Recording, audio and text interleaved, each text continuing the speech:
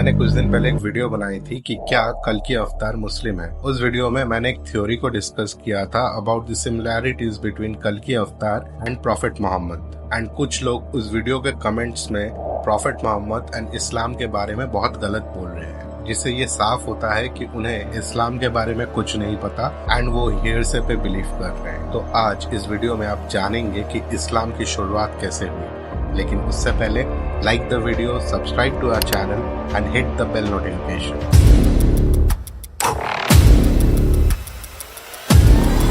आज से हजारों साल पीछे चलते हैं to the year 570 in Mecca, जो अरेबिया में था। मक्का दो कारणों के लिए इम्पोर्टेंट है। पहला, वहाँ पे काबा है, एक एंशिएंट टेम्पल जहाँ पे कुछ आइडल्स की पहले पूजा की जाती थी। एंड दूसरा, प्रॉफिट मोहम्मद मक्का में जन्म लिए।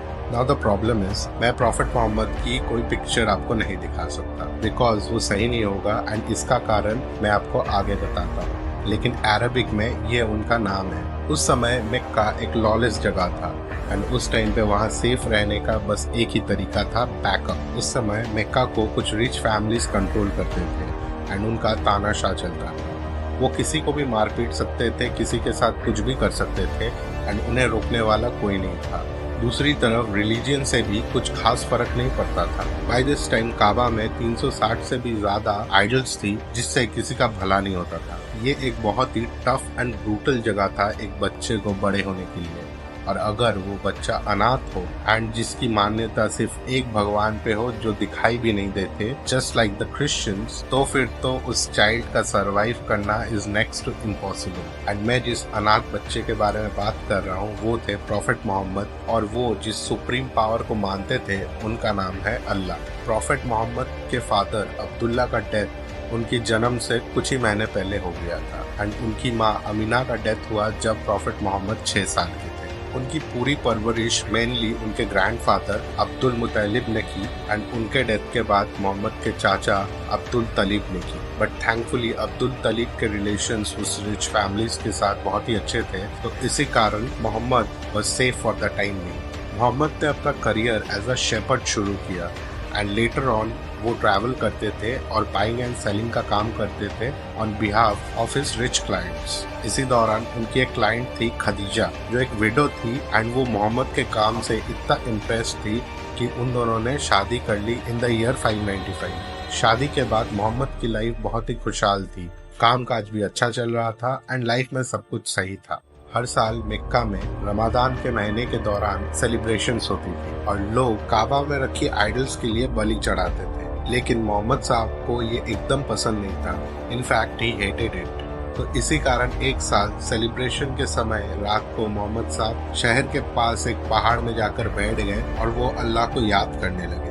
एंड सडनली उनके सामने एक फरिश्ता प्रकट होता है, जिब्राइल मोहम्मद साहब को बोलते हैं पढ़ो। लेकिन मोहम्मद साहब तो अनपढ़ हैं, उस समय वहाँ पे तो कोई स्कूल भी नहीं थे कि वो लिख पढ़ पाए, ऊपर से वो अनाथ थे।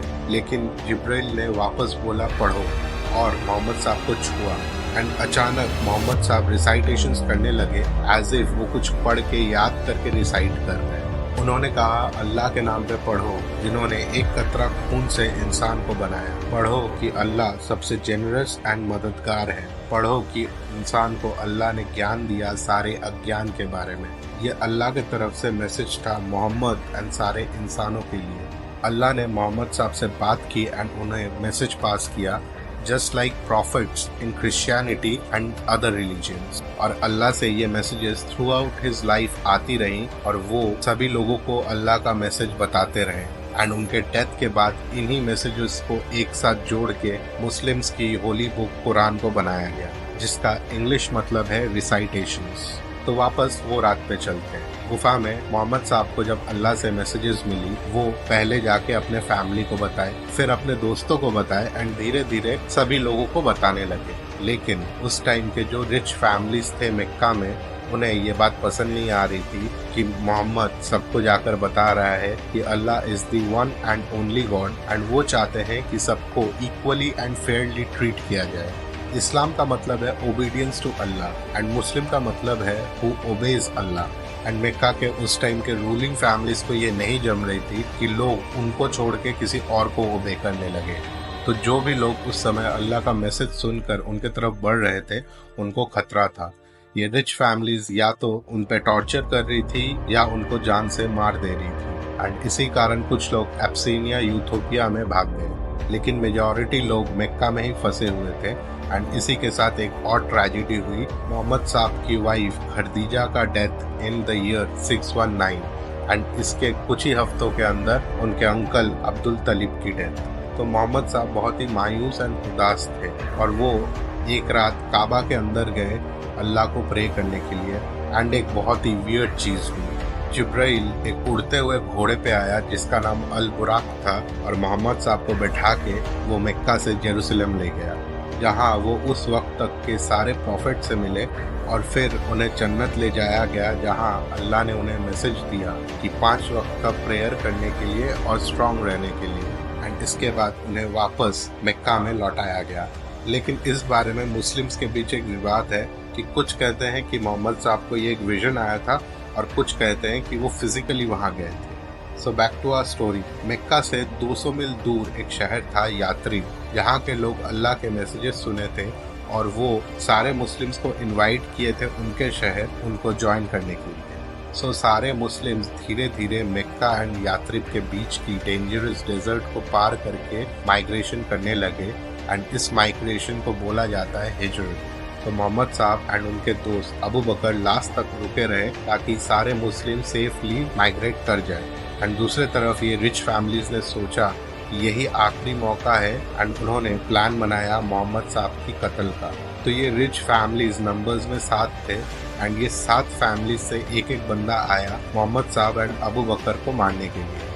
लेकिन ये लोग जब तक मोहम्मद साहब के घर तक पहुंचे, मोहम्मद साहब एंड अबू बकर वहां से जा चुके थे। तो इन फैमिलीज ने इन दोनों के पीछे ट्रैकर्स लगाए इनको ढूंढ निकालने के लिए। तो मोहम्मद साहब एंड अबू बकर वहां से निकलकर उसी गुफा में जाके बैठ गए जहां पहली बार जिब्राइल दिखा था। लेकिन ये ट्रैकर्स अपने काम में इतने अच्छे थे कि वो ढूंढते ढूंढते ठीक गुफा के मुंह तक पहुंच गए।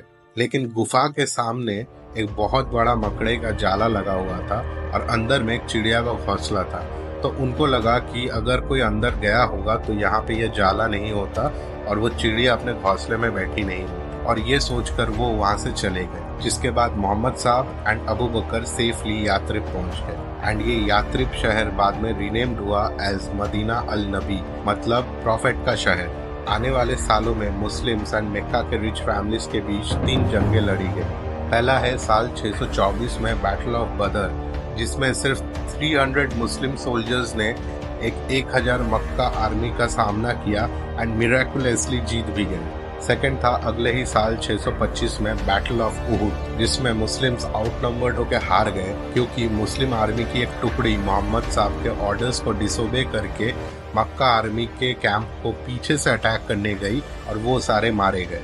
And third and final year 627 में बैटल ऑफ ट्रेंच, जिसमें मक्का आर्मी मदीना पे अटैक किया, लेकिन मदीना का शहर 3 साइड से प्रोटेक्टेड था by mountains, and Muslim army ने वो 4th साइड पे एक ट्रेंच बना दिया। तो मक्का आर्मी वहां वेट करने लगे डेजर्ट पे, but due to bad weathers उनको वापस रिट्रीट करना पड़ा। एंड इसके साथ मक्का के रिच फैमिलीज का डर और रेस्पेक्ट लोगों में कम होने लगा एंड लोग मुस्लिम्स को ज्वाइन करने लगे। ये देखकर मक्का फैमिलीज मदीना के साथ एक पीस ट्रीटी साइन करती है, बट कुछ ही टाइम के अंदर वो खुद इस ट्रीटी को वायलेट करते हैं। मोहम्मद साहब इस बार बहुत ज्यादा इरिटेट हो चुके थे एंड उन्होंने सोचा enough is enough, and by this time Muslims तादाद में 10,000 से भी ज्यादा थे। तो मोहम्मद साहब ने सारे मुस्लिम्स को लेकर मक्का की तरफ बढ़ने लगे, एंड तब मक्का की फैमिलीज ने रियलाइज किया कि उन्होंने ये ट्रीटी को वायलेट करके बहुत बड़ी गलती कर दी है। But now it's too late. वो बस प्रे कर रहे थे कि उनकी मौत फास्ट एंड स्विफ्ट हो। लेकिन मोहम्मद साहब अल्लाह के बंदे थे, उन्होंने कहा खून खराबा बहुत हुआ, अब और एक कतरा भी खून किसी का नहीं बहेगा। एंड ये कहकर वो घोड़े पे सवार स्ट्रेट काबा तक चले गए एंड 7 बार एंटी क्लॉकवाइज काबा के चक्कर लगाए और फिर काबा के अंदर रखी वो 360 आइडल सबको तोड़ दिए। और इसी कारण मैं आपको प्रॉफिट मोहम्मद की कोई पिक्चर्स नहीं दिखा सकता, क्योंकि उन्होंने एकदम क्लियर कर दिया कि मुस्लिम्स ना तो कोई आइडल्स के पूजा करते हैं, ना ही कोई पिक्चर के, एंड अल्लाह तो इस दुनिया के है ही नहीं, तो उनका पिक्चर्स बनाना इम्पॉसिबल है। तो ये थी कहानी कि इस्लाम की शुरुआत कैसे हुई। एंड अगर आप वो वीडियो देखना चाहते हैं जिसमें मैंने डिस्कस किया कि कल की अवतार एंड प्रॉफिट मोहम्मद की सिमिलैरिटीज, तो जाकर ये वाली वीडियो देखें। And also like this video, subscribe to our channel, and also hit the bell notification. So this is Swam. Until next time.